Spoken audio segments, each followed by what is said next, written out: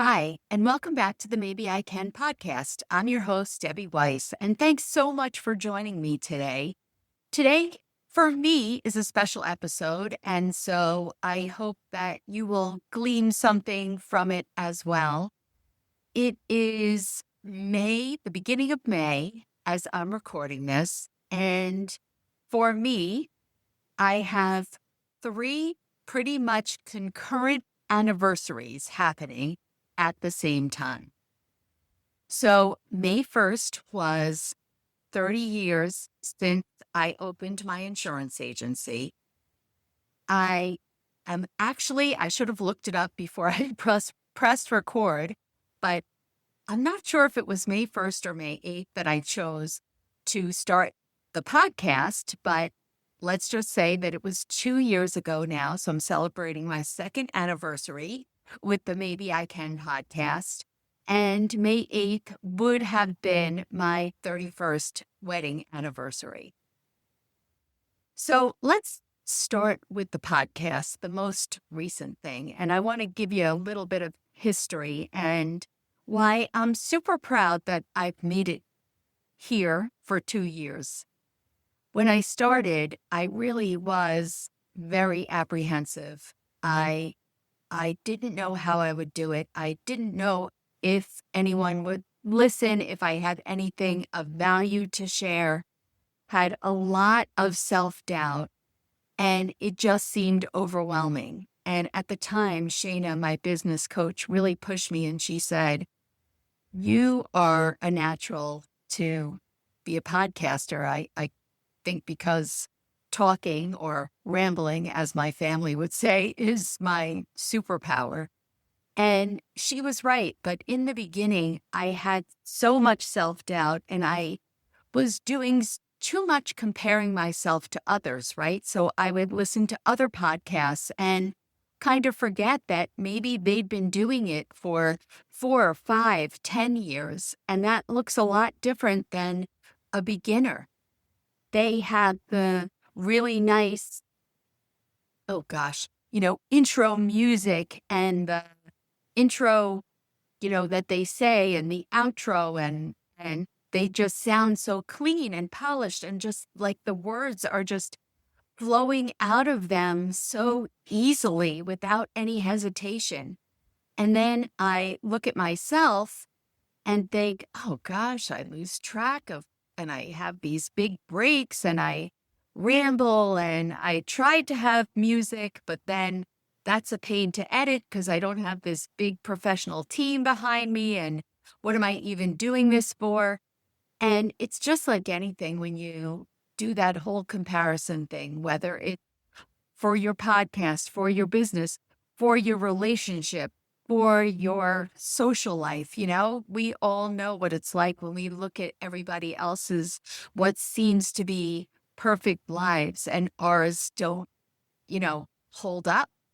But, we all know nobody's life is perfect. And I think with the podcast, I am trying to compare myself as a beginner, which I still feel like I'm relatively a beginner, to someone who is more seasoned, who has the money. Those podcasts that have ads, they have ads because they've been able to create an audience and have that professional feel to it. That doesn't happen overnight. Sure, to big name people, when Oprah started her podcast, yeah, she didn't need to learn. She already knew. Other name brand, quote unquote, people, celebrities, they start their podcast, they're already a household name. It's very different for someone like myself, an unknown, to be able to do it. And many times in this past 2 years, I felt like giving up. I felt like what I said really doesn't add value. Not enough people are listening. It's hard. It's hard to come up with something that I feel would be helpful to you guys every time that I hit record. And it's another quote unquote job, right? It's something else that I need to concentrate on during the week in, my list of what feels like endless responsibilities. And boy, just about 2 months ago, I was going to quit. When I left Transformation Talk Radio in April, I thought, okay, this is just the perfect ending. But there was something inside of me it was nagging at me. And I listened because that nag, is that little voice inside that said, it knows. It knows that I want to and I need to continue.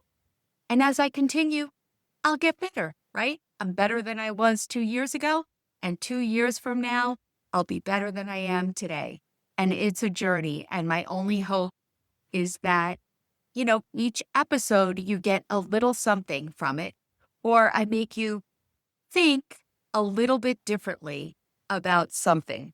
So I am super grateful to be celebrating my 2-year anniversary. I appreciate you listening more than words can say. So, okay, that's anniversary number 1. Let's go to anniversary number 2, my insurance agency. As I said, 30 years, and I got to take you back to the beginning because it's so hard for me to believe that it is 30 years because when I started, oh boy, I didn't think it was going to last 30 days, let alone 30 years.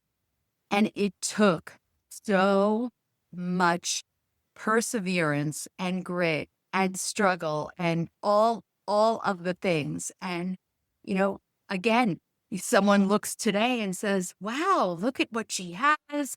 She has this great team. She has these wonderful customers and clients.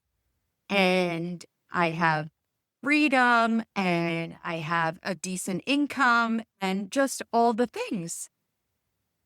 But yet, let me just take you back 30 years ago. I was given this opportunity, which was amazing, but I had to give up security. I was a CPA and I had been working at the same firm for 10 years and I could still be there today if I continued to work and didn't leave. I had to move. I grown up on Long Island. I think I was, well, I guess not, I think it was 30 years ago. So that meant that I was almost 32 when I made the decision. And I shouldn't say I because it was we, it was Gary and I, it was my husband and I. He had the sales background. I had been a CPA, but he had always been a salesman, even though it had nothing to do with insurance. And neither one of us knew the first thing about insurance. He at least had sold building supplies, plywood, all different things. And he was, a very successful salesman. He had the gift. He had the gift of gab. He could talk to anyone. He could, I don't know, he was very comfortable in his own skin. And I wasn't. And so anyway, we moved from Long Island to New Jersey. The first year and a half, we actually lived in my friend's basement because we did not have the money. We had never worked together before. We did not really have any training on what we were supposed to do day to day in the insurance agency. We had training over certain products, mostly life insurance products.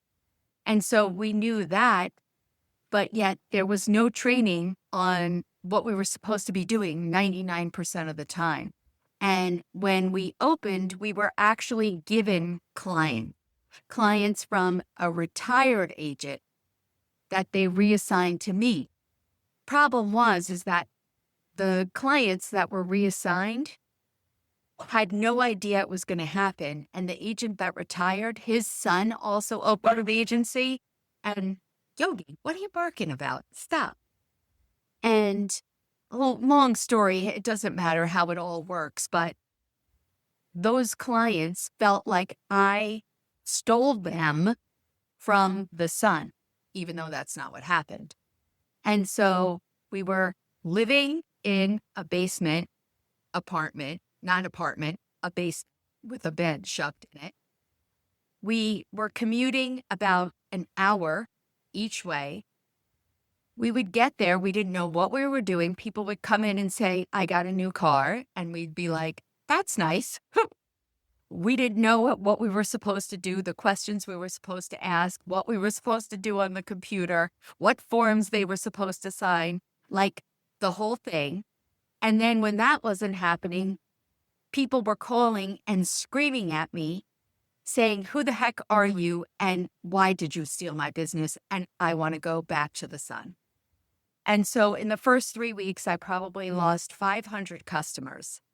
And while this was happening, let me just say that the company, we were kind of like in a probationary period for the first 2 years. And so each month we had sales quotas that we had to hit. And who was I selling to? People were screaming at me. They were leaving. I didn't even know how to talk to people about, getting a new car, which obviously in the insurance industry happens, a million times every day. It's bread and butter kind of thing. We weren't actually getting paid, even though I was making money. We were only getting paid half of what the normal agent would get because we were on probation, but yet we still had to pay for the staff that I had, which was, I think, only one person at the time. And that one person didn't know what she was doing either. She was looking for us, to us to train her, but we didn't know what we were doing. So we were all learning together, and I had to pay the rent and, the utilities, all the things, buy the supplies, all of that kind of stuff. So we never had money. People were screaming at us. I was going to be fired if I didn't make the quotas. My husband and I had never worked together. Neither one of us knew what we were doing. We were together 24/7, living in this little basement. It was horrible. It was horrible. Every day I was crying. Every day. Every day I wanted to retreat. I wanted to turn around, put my tail between my legs, and run back to Long Island, go back, get my accounting job. But I didn't do it. I would like to think it was all me, but I know that it wasn't. My friend had given me this opportunity, so I took it very seriously, and I know that she stuck her neck out, right? And if I was not successful, it would not be a good reflection for her. So that was the main thing that I said, I got to get through this. And then there was Gary, who was, trying to build me up, and he just had a better attitude about it because I was so stressed about every little thing. I can't stand someone asking me a question and I'm not confident in the answer. I don't like that. Where he could, I don't want to say BS the answer, but he could. And then, he had no problem making it feel like he was confident, he knew what he was doing, but maybe making it sound like, oh, gee, that's a really good question. I have to get back to you. And then we would kind of like recoup in the back, regroup, and kind of be like, where do we find the answer to this? And figure all of that out. We made it. We made it through the 2 years. I don't know how. In there, my father also went into congestive heart failure. He was still living in Long Island because I hadn't yet been able, with the move and everything that was going on, I hadn't yet been able to find him a place in New Jersey because there weren't that many places to be found. And so in the first couple of months of me becoming an agent, he went into congestive heart failure. Nobody else was in Long Island. It's only my brother and I, and my brother at that time was living in Kansas City. So I was the closest. And so for a week I started it May 1st, and in June, he needed triple bypass, which was not the quote unquote, standard procedure that it is today. It was a major deal. He was in the hospital for at least 10 days. It was a whole thing, and I had to leave. So I had so much stress, so much adversity, and somehow I made it through. And it was, I hate to single something out, so I'll just say it is in the top 5 things that changed my life. It changed my life for the better. It gave me so much, so much freedom to be there for my dad, for my kids, to actually have my kids, to go through all the infertility treatment that was necessary, to be there for Gary through his illness, through his last 6 months of his life. Today, to give me the freedom to still be here for my son and to be here talking to you. It's been amazing. It's been amazing. But man, it was one of the toughest periods of my life, those first 2 years. And so to think that here I am 30 years later, completely a different person, completely confident, even if I don't know the answer when someone asks me a question, which happens. I don't know every answer. There's a lot to know. I have no problem, telling them, hey, I'm not sure. Let me check it out and get back to you. Today I have, I'm a different boss. I have learned how to manage people better than I did 30 years ago. I was afraid to have the hard conversations with people. Just so much. I've grown, right? Isn't that what happens to all of us? This is a perfect example of stepping completely out of my comfort zone in every which way. And now 30 years later, I'm telling you that it was a pivotal time in my life, which is just a reminder that this is what we need to do. We need to continually face our fear and step out of our comfort zone, because when we do, it can literally change our lives. Okay. 3rd anniversary coming up. I'm recording this actually on the 6th. It's hopefully coming out on the 7th. On May 8th, it would have been my 31st wedding anniversary. Yep.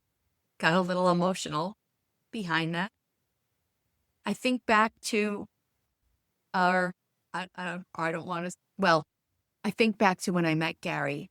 And I met him. As I said, I was a CPA. I would travel monthly to my different accounting clients. He worked at one of those places. It was a plywood company. I had nothing to do with him. He was an inside salesman. And it was really the controller there kind of hooked us up. And I would go in every time and he and I would chat and we'd have these wonderful conversations. And he would never ask me out. And then I kept making excuses to go back there and I couldn't understand. And I really pursued him. I played a lot of little games, stopping in at the company other times than my scheduled visit, making up an excuse why I was there. I would show up close to 5 o'clock. So that I would start talking to him at 5 to 5, and then it would be time to leave, and we would go out into the parking lot, and we'd continue to talk. And our first date was actually meeting at a driving range because he was a golfer, and just coincidentally, my mom and I had started taking lessons, I don't know, months or so beforehand. So we met at a driving range, and that was all fun and went well. And then when we were in the parking lot after we were done hitting, we're talking. We're standing there talking in the parking lot. I don't know. We could have been an hour. And he never said, want to go to the diner and get something to eat? I don't know, whatever. Nothing. He said nothing.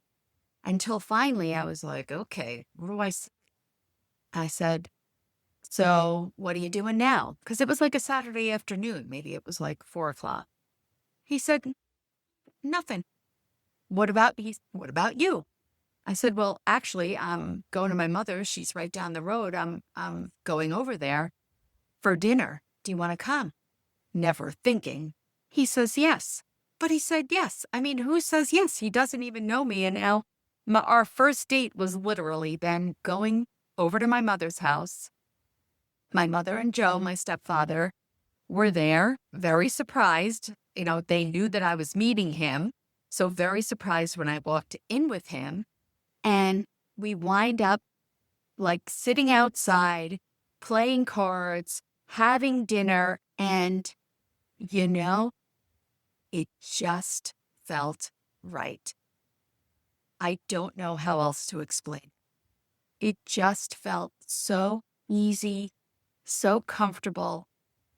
And I think I just knew right then, this is the person that I'm supposed to be with. Soon after, our relationship, and I was 29, he was 35. And, he at that point had kind of resigned himself that he was good being by himself and he didn't want to complicate his life. He liked his life very simple the way it was. He didn't want to complicate his life. And so even after we had a good time, it took, I had to really pursue him more. And it took about another month of this hot pursuit until he finally gave up and said, okay, I'm all in. And we quickly, from there, everything went very fast. And I literally, I think 2 months later, he moved into my apartment. A month later, we were engaged right before my birthday. So that was the beginning of October. And the following May, we got married. Wow. And my friends were like, oh my gosh, she's turning 30. She's panicking. She's just met this guy. And what the hell is she doing? And I remember I was second guessing myself. Yogi, do you see I'm recording a podcast right now? You have to wait. I was second guessing myself. And I asked my mother, do you think I'm crazy? And my mother would certainly tell me. And she said, no, he's the one for you. And the fact that she said that really gave me peace, because I knew, if you know my mother, you'd know she's not BSing you. If she felt it and I felt it, then I knew it was right. And it was right. And even almost 2.5 years later that he's gone, I don't regret a minute. I don't regret a minute. I miss him every second. 2.5 years later, it's still hard to believe that I'm never going to see him or talk to him again. But over time, the grief has shifted. And what I've realized is that I don't have a choice but to close the door on that chapter of my life. And, we use these words, chapters, and, I'm in my act 3 and all of these lovely expressions. But do we really mean it? Like, do we really get it? And I don't think so. I think when I look back, right, we know, okay, it's a natural progression that this is my childhood. And then I moved into young adulthood. And then I'm a full-fledged functioning adult. And we expect those changes. But we don't. It's funny because why don't we expect that we continue to change and that the way our lives look, what do they say? The only thing that we know is true is that things are always changing. And we expect to move from childhood to young adulthood to adulthood, but we don't expect to move from, full-fledged adulthood or middle-aged into this chapter, in this case, for me, going from being together with someone for 30 years to now living my life again alone as a widow, as a single person. But let's face it, of course it's going to happen, right? When you're part of a couple, it's life. One of you is going to die first, but why would we think about it? It's too painful and it's too scary. But 2.5 years later, I'm proud of how I have moved forward. It's not my choice. I wouldn't have chosen this life. I would have wanted my husband to be here, but that's not the reality. And so I am proud of the way that I'm evolving, continuing to evolve, and excited to figure out on my own what I want this next chapter, this next act of my life to look like.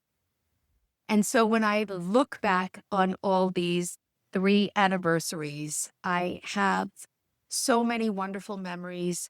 I'm proud of myself on how I've persevered, not just the fact that, 30 years, 31 years, not just the time, but the growth in myself over that time. And I'm sure if you do the same for you, even if you're not celebrating any type of anniversary right now, just look back at pivotal moments of your life, times when you didn't think that you would get through, times that you thought would never change and you didn't have a choice. And look at the evolution. And I can look back with so much love and fondness. And yes, I wish I could just jump myself, time travel right back there, but I can't. But I have those memories and they fill my heart and they'll always fill my heart. But I know now that I'm a different person because of everything that I've lived through. And I'm excited to see what the next 30 years brings. We don't get to choose every chapter that life gives us, but we do get to choose what we do with them. I hope something in today's episode inspired you in some small way. Thanks for listening, and until next time.